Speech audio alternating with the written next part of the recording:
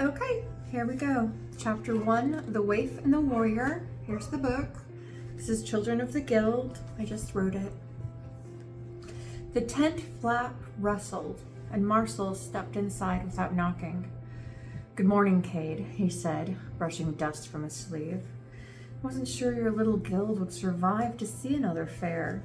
Cade straightened from the small desk where he'd been arranging the day's ledger. He met Marcel's handshake stiffly. "We've done well enough." Marcel laughed. "Yeah." He looked around. "You're barely hanging on here. Look around, Cade. You'll break before they ever hire you." "We'll find work," Cade stated, jaw tight. Marcel stepped closer, voice dropping. "And you will march the children to their death. Give it up." Cade's eyes burned as they flicked to the battered courtyard. "They've more grit than any pressed soldier. My son!" He stopped, chest tightening. "Damn it," he'd said too much. Marcel smirked knowingly. Cade straightened, his voice firm now. "We'll see who starves first. Get out." Marcel gave a low laugh as he slipped out. "He's not your son, fool. He's a curse, and he always has been," was Marcel's parting words. The tent flap closed, leaving Cade alone with the quiet flapping of the canvas and the sounds of the courtyard beyond. Cade reached for the tent pole and squeezed his rage into it. 3 dots? June pulled off his helmet and squinted at the setting sun. Still enough light to find food and maybe ale. The contest had lasted longer than he liked, but in the end he won. He usually did. At the yearly fair, he had one goal: remind the Empire why they still feared his name. No man could match him face to face in heavy plate, duel, or real fight. These opponents were lucky. Today was the friendly kind. Still, his body ached more than it had last year, and it soured his mood. The Empire didn't crave blood, just the illusion of it. June hated staged combat. He had strangled men on real battlefields under a brutal sun, their lives decided over mills and land. But here, it was theater. And theater brought clients. Clients fed his guild, Sisyphus. Now, all he wanted was ale, food, maybe a woman. He winced. His armor smelt like socks on a corpse. These public displays weren't real, but by the sacred whore, they were draining and noisy with applause. Haya Winden, second in command of Sisyphus Guild, waited nearby, arms crossed, looking insufferably clean and thin. Haya thought June's head had the shape and texture of a potato. To him, June was as unrefined as he was deadly. Every interaction felt like it could end with a blade. One misplaced word, and he'd be mulch. Luckily, Hoya's mask was his strongest asset. "Good fight out there, June. By the gods, better than last year." Hoya clapped him on the back. "I'm hungry," June growled, in no mood for pleasantries. "This way, my dirt-eating friend," Hoya said, gesturing in his foppish way. The insult was calculated. June could smell fear. "The dirt-eating made this empire sea rat," June growled. The slur cut deeper than it should. Shahob was a desert capital, home of the so-called dirt-eaters. His people came from the sand and windswept vastness. Haya should have been groveling. Instead, he smirked. Yes. Haya dismissed the insults in return. "Clan Akwan has kebabs, potatoes, ale, and they have dancing. We are invited."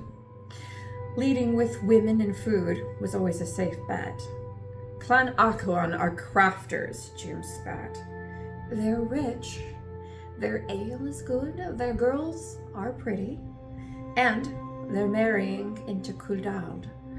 Haya said, dropping the name like a prize. Jim arched his eyebrow. Kuldald? Shipping guild that ran the trade routes from Shahab to Zorun, the kingdom of Tavakiskans. I made a name I can't read. Jewel on the sea, and they had never let Duram forget it.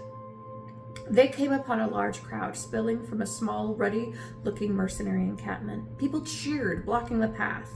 Stumbling, cheap ale filled Jum's nostrils. You know what this is? Jum gestured dismissively.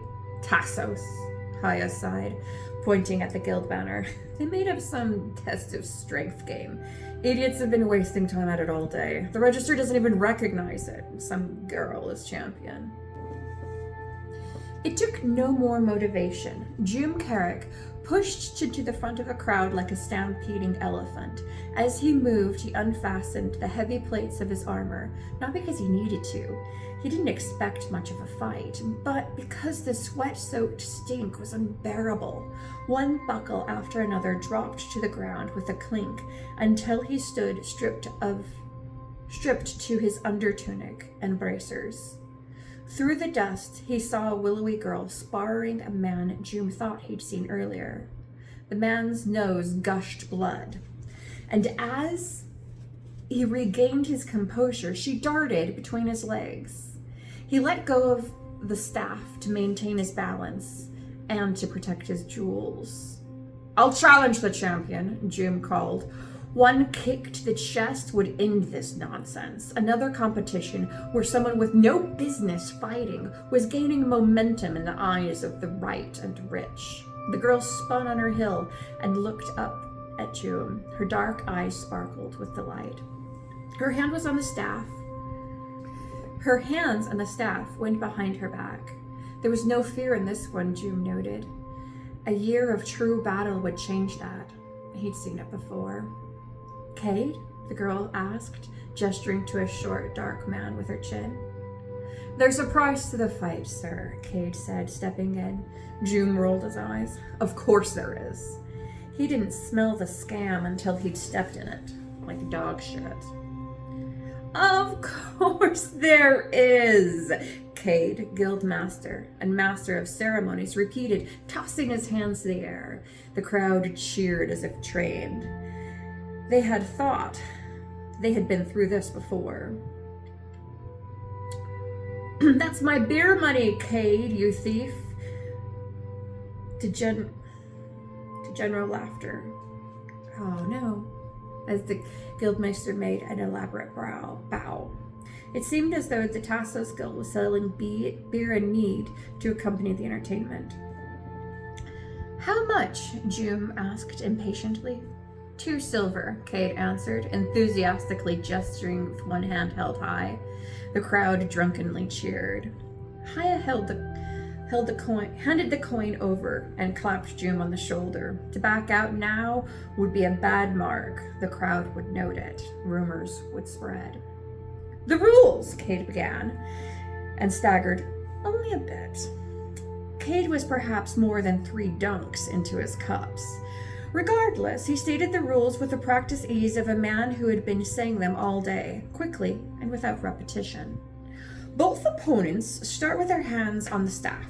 Hand positions can be adjusted, but if a hand leaves the staff, it cannot be placed back on. The goal? Remove both of your opponent's hands from the staff. Begin.